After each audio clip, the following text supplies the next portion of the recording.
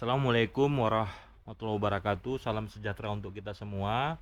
Pada kesempatan yang berbahagia ini, kita kembali dalam proses pembelajaran kita dalam perkuliahan mata kuliah manajemen risiko. Untuk pertemuan kedua ini, materinya tentang proses dan sistem manajemen risiko.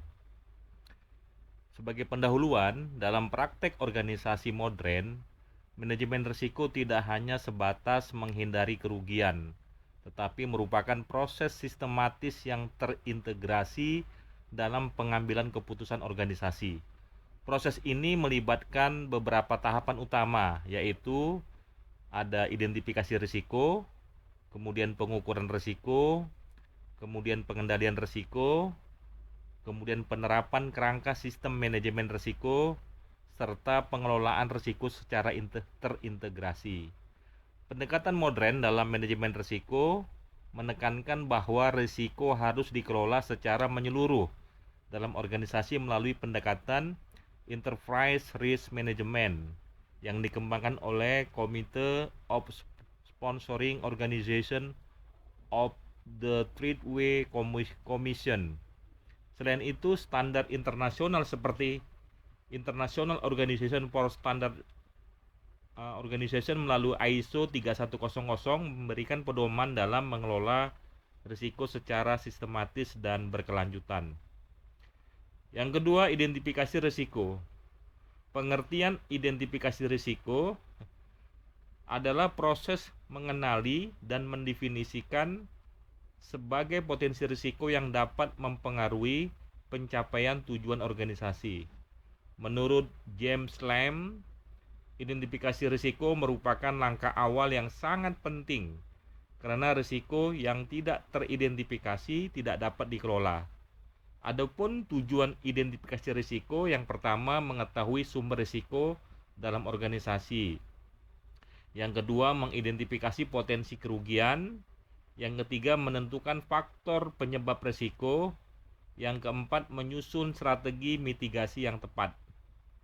Adapun sumber risiko dalam organisasi, risiko dapat berasal dari berbagai sumber antara lain risiko internal, diantaranya kesalahan manusia ataupun human error, kemudian sistem operasional yang tidak efektif, dan kelemahan manajemen.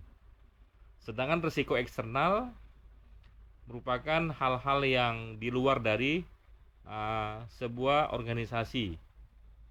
Di antaranya misalnya perubahan ekonomi, perubahan regulasi, perkembangan teknologi, dan persaingan bisnis. Adapun teknik identifikasi risiko, beberapa teknik yang bisa digunakan antara lain. Yang pertama, brainstorming atau saling tukar pikiran, tukar informasi, ya. Kemudian yang kedua, checklist risiko. Yang ketiga, analisis dokumen. Yang keempat, wawancara dengan ahli. Dan yang kelima, analisis proses bisnis. Yang ketiga, pengukuran risiko. Pengertian pengukuran risiko. Pengukuran risiko adalah proses menilai tingkat risiko berdasarkan kemungkinan terjadinya dan dampak yang ditimbulkan.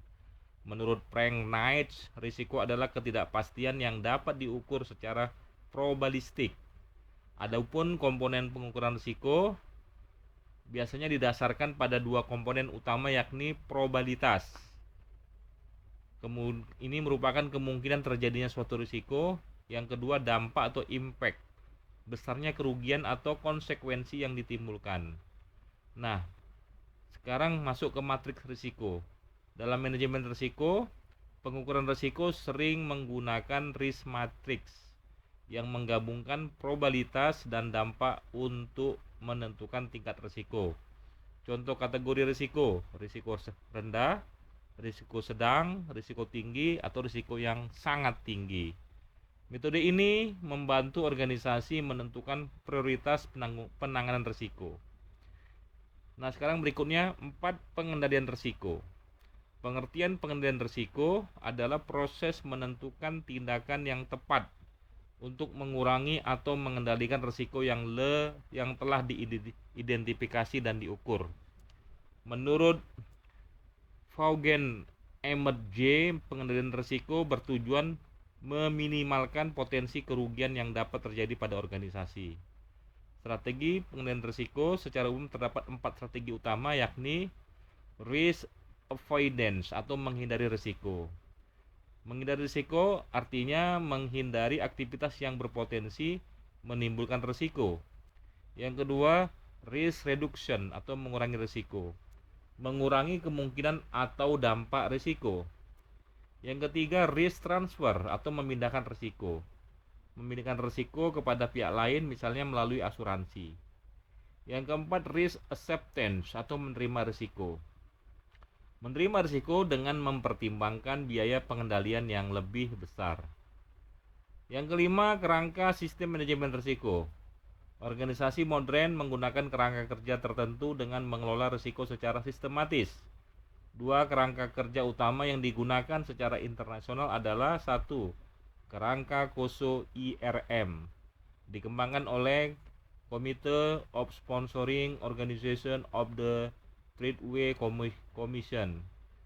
Adapun komponen utama KOSO RRM ini meliputi internal environment, objective setting, event identification, risk assessment, risk response, control activities, information and communication, dan monitoring.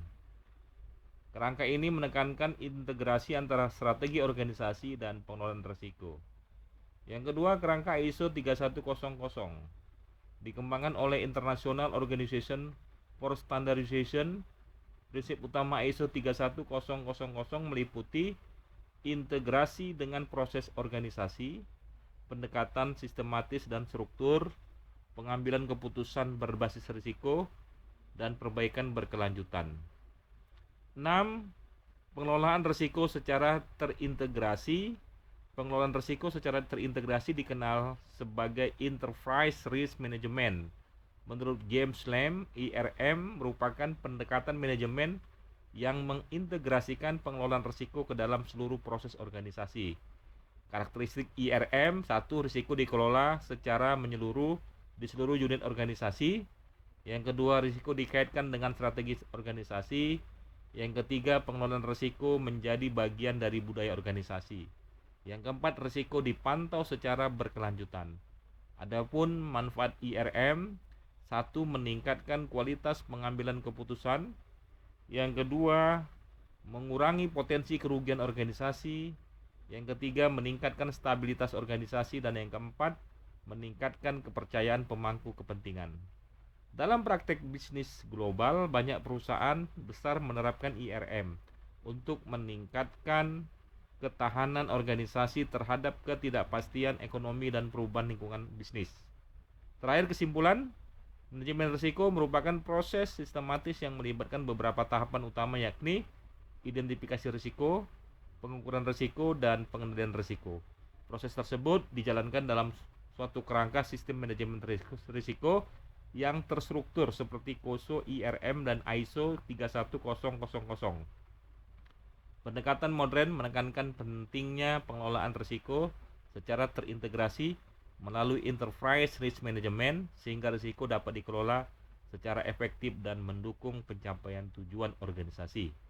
Demikian materi kita, mudah-mudahan bisa dipahami. Assalamualaikum warahmatullahi wabarakatuh.